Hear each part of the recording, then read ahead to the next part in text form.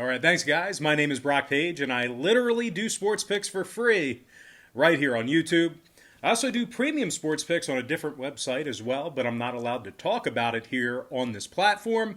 And if you really end up enjoying this video, please feel free to give it a thumbs up by smashing that like button.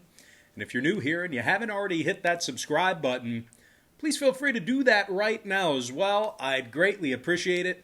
And with that, guys, we got ourselves kind of a small modified slate of NBA action here tonight, so let's go ahead and dive into it. I'm talking about the Heat taking on the Rockets, 7:30 p.m. Eastern start time in Houston. Miami Heat is -3 away from home, totals 219.5. And if you like the Rockets in an upset on their home court here, they're plus $1.25 on the money line. Now, normally I'd probably tell you something about my a different website here, but we're going to go ahead and continue through here with the free content. Okay, despite a little bit of a skid over the past week or so, the Rockets are in the top 3 in the NBA in defending the 3-ball at home. They're also in the top 5 in home defensive field goal percentage. The Rockets allow just 106 points a game at the Toyota Center. Victor Oladipo scoring almost 20 points a game, along with 4 rebounds and 5 assists. Meanwhile, Eric Gordon's also scoring over 18.5 points himself, along with a couple of boards and a couple of assists. The Rockets lead the NBA defensively in third quarter points allowed at home. They're also in the top 5 in fourth quarter points allowed in that same category. They're taking on a Miami team who, despite being on a nice little win streak themselves, they still failed to cover the point spread in 7 out of their last 9. Now, Miami ranks dead last in the association in offensive rebounding. They're also scoring just 106 points a night.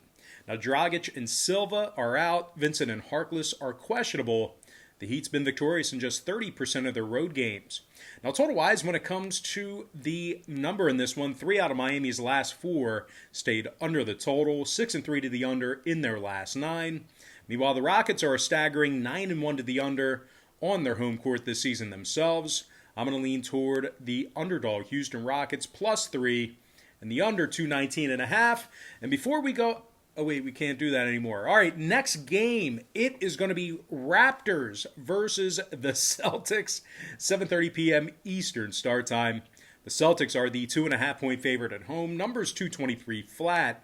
Now, the Celtics are covering 75% of their ball games at the Garden this season, 5-3 straight up in those 8 contests. The Celtics are allowing just 107 points per contest on their home court, and they rank in the top 10 in defensive rebounding. Jason Tatum scoring over 26 a game, along with 6 rebounds and 4 assists. Meanwhile, Jaylen Brown scoring 26 a game himself, along with 5 rebounds and 3 assists as well. Now, in addition to playing some really solid defense at home, the Celtics are in the top 10 in the NBA in three-point percentage. Now, they're taking on a Toronto team who, despite being red hot as of late, they've only won just 6 of 14 on the road this year, and they also rank in the bottom 3 in offensive rebounding. Now, the Raptors are also giving up 116 points a game when they travel, and they failed to cover the point spread in 7 out of their last 10 meetings with Boston. Now, total-wise, when it comes to the number in this one, Toronto's last 7 straight all got over the posted number, 10-4 to the over when they travel.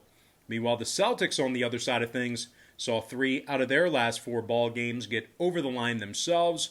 I'm going to lean toward the Boston Celtics -2.5 and the over 223. All right, next contest. It is going to be Pacers versus the Pistons, 8 p.m. Eastern start time. Now, the Indiana Pacers are -3 on the road, numbers 218.5. And as bad as the Pacers have been recently, I really don't think I can fade them in this spot here. They're still in the top 5 in defensive field goal percentage on the road. They're also in the top 10 in road points allowed. Now, Malcolm Brogdon is scoring over 21 points a game, along with 4 rebounds and 6 assists. Meanwhile, Domantas Sabonis is also dropping over 20 a night himself, along with 11 boards and 5 assists as well. Now, if you're concerned about Indy on the offensive side of things, they're also in the top 10 in offensive field goal percentage on the road as well. Now, they are currently taking on a Detroit squad who's just 1-4 straight up in their last 5 ball games, and they rank dead last in defensive field goal percentage.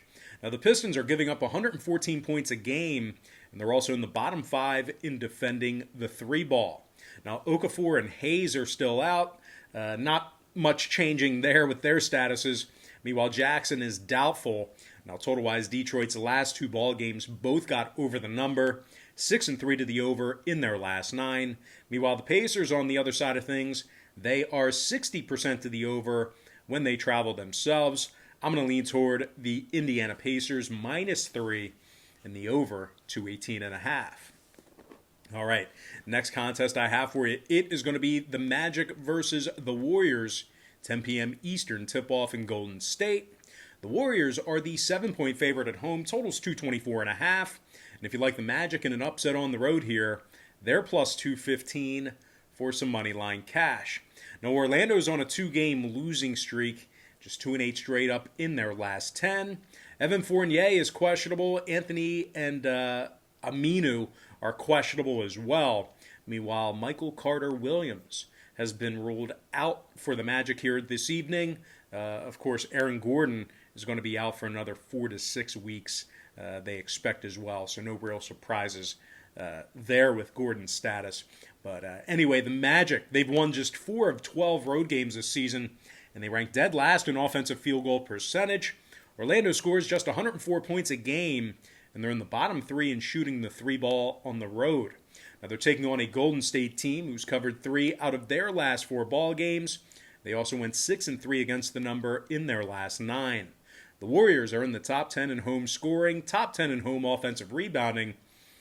Steph Curry is scoring nearly 30 a night, along with 5 rebounds and 5 assists.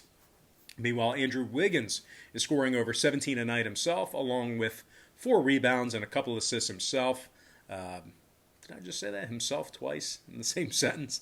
Anyway, the Warriors are 8-5 straight up at the Chase Center this season, and they covered the number in 62% of those home games. Now, total-wise, Golden State's last 2 straight both stayed under the number, 5-2 to the under in their last 7. Meanwhile, the Magic's last 2 straight stayed under the line themselves. They also went 60% to the under in their last 10 meetings with the Warriors. So with all that said and done, I'm going to lean toward the Golden State Warriors -7 and the under 224.5. And with that, guys, we're going to dive into our next and final matchup for the show. It's going to be on the West Coast. I'm talking about the Sixers versus the Blazers, 10 p.m. Eastern tip-off in Portland. Now, the Sixers are laying 5.5 on the road here. Numbers 229, juice to the over. Now, the Sixers have been playing some very good basketball as of late. But I'll tell you this much. My biggest concern with this particular matchup here is Philadelphia's ability to cover the number when they travel. Now, Philadelphia's covered just 5 of 12 away from home, and they already lost to a heavily depleted Portland team a week ago by 16 in Philly. Mike Scott is out. Shake Milton is doubtful. Even Seth Curry is questionable. The Sixers have actually lost 7 out of their last 10 meetings with the Blazers. They find themselves in the bottom 3 in the NBA defensively in second quarter points allowed. Now, the Blazers on the other side of things, they've actually won 3 out of their last 4 ball games, 5-2 against the number in their last 7. Portland's been playing they've been playing some pretty tough basketball since the loss of C.J. McCollum about a month ago. That was a huge loss for them, and they've really done a nice job kind of powering through and, staying afloat here. And they still find themselves in the top 5 in the NBA in scoring on average per game. Now, Damian Lillard's dropping over 29 points a game, along with 4 boards and 7 assists. Meanwhile, Gary Trent Jr.'s scoring 14 points a night himself, along with a couple of boards as well. Portland's in the top 10 in shooting the 3-ball, and they make over 82% of their free throws collectively as a unit on their home court. Now, total-wise, Portland's last 2 straight stayed under the number, 6-5 to the under at the Moda Center. Meanwhile, Philadelphia's last 2 straight stayed under the line themselves, 7-5 to the under away from home. So with all that in mind, I'm going to lean toward the underdog Portland Blazers, plus 5.5. And the under 229 in that ball game. And with that, guys, we're going to dive into a segment of the show you guys are well aware of. I'm talking about our quick pick recap, brought to you by a website that I'm no longer permitted to mention. So with that, guys, let's go ahead and dive into it. I'm going to lean toward the Houston Rockets +3, under 219.5. I also like the Celtics -2.5, over 223. I'm also leaning toward the Indiana Pacers -3, over 218.5. I also like the Golden State Warriors -7, under 224 and a hook. Before I give you our next and final matchup for the show, one final reminder to give this video a thumbs up if you enjoyed it. And if you're new here, please feel free to hit that subscribe button right now as well. I'd greatly appreciate it. And with that, I'm going to lean toward the Portland Trailblazers +5.5 and the under 229. And with that, guys, we're going to dive into some shout-outs like we always do to our top 10 YouTube commenters over the past couple of days or so. So with that, shout out to Barkham Hood, Eric Yarbrough, Zaldi DeCastro, Lucky Mio, shout out to MAB, Eagles Fan 2016, Jacob Does Games, Gary DeStefano, Bryant Dela Cruz, and last but certainly not least, got to give a shout out to my man, Andrew Graham. All right, guys, real quick, yesterday I broke the news that YouTube is no longer paying me for my videos after 5 years of creating content for them. Something that happens, and I'll tell you what, although that's extremely devastating to our progress as a Brock Page family here, there's no reason why you guys who got me here should suffer or be inundated with my unhappiness or references to this particular issue. I'm not going to do that to you guys. You guys shouldn't be punished because YouTube and myself had some business dealings go awry. So for now, guys, just to kind of put your mind at ease, the show's not going away. I'm not taking it anywhere else. I'm not shutting it down. On my end, things are going to resume as they always have. So nothing should feel all that different for you, the Brock Page fans. Basically, all in all, this demonetization thing, it happened. Not much I can do about it. Not much we can do about it. I believe I'll be able to reapply for monetization in about 30 days. And if anything changes with regard to the status of my channel, I'll do my best to keep you guys posted. And the reason for me doing this, I'm not just airing out my dirty laundry here. There's a reason for it. The reason for me keeping you in the loop about this is because I don't want to see us kind of get caught with our pants down for some reason. If this channel goes away, maybe they shut it down, terminate it, or we have to relocate to a different platform. So at least you guys would be a little bit more prepared and kind of have a heads up or a reasoning for knowing why you wouldn't be able to find me on YouTube anymore. So anyway, once again, guys, it was very important. For years, I've included on my social media accounts different ways to follow me. So although YouTube has certainly been wonderful, they've been the driving force through it all, it's not the only place you can find me. And you can access my content in other places.